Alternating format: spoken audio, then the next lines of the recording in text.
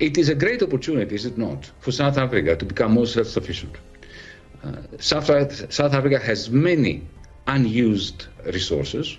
There are better ways to organize your own political economy in order to become more self-sufficient, to create better facilities for producing the pharmaceuticals that you're importing from the United States.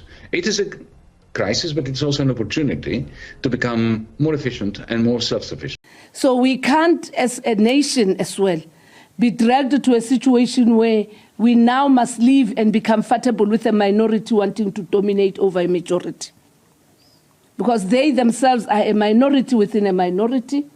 They can't even lay claim of representing a section of the South African population, which is a wide section of our population, because many wanted to actually see South Africa progressing. As to whether the ambassador to the US should be white or black, the ANC is a non-racial organization. And as we look at the ambassador who will be appointed by the president, in terms of the Constitution of the Republic of South Africa, we are going to look for a capable South African that we believe is fit and proper, meets the requirements of being an ambassador to the United States or to any other country that we want to deploy that person to.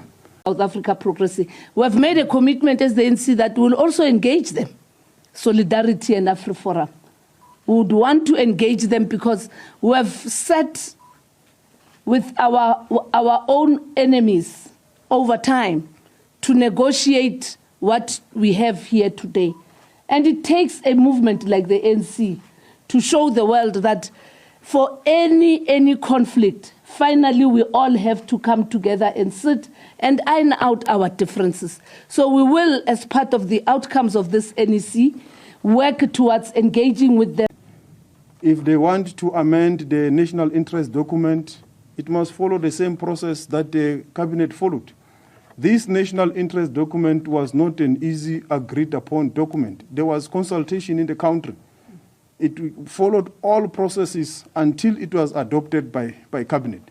So the DA can't unilaterally come and say we must now implement or consult on this or that.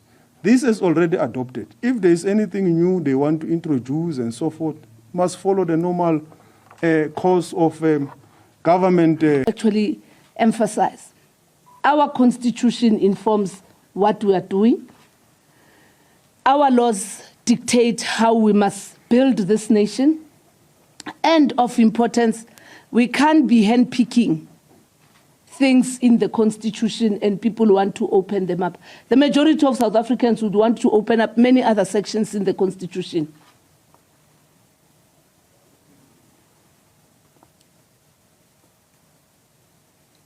We do not want to get there. 70 years of the Freedom Charter, the people shall govern. There shall be peace and friendship. Policy. And as the DA raises this issue, these policies that have been adopted even before the 7th administration.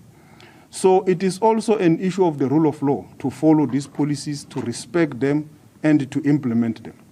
So we will also be breaking the law if we don't implement what has already been adopted by Parliament, what has already been adopted by Cabinet.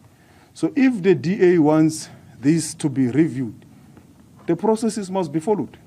The Foreign Services Act must follow the processes of Parliament.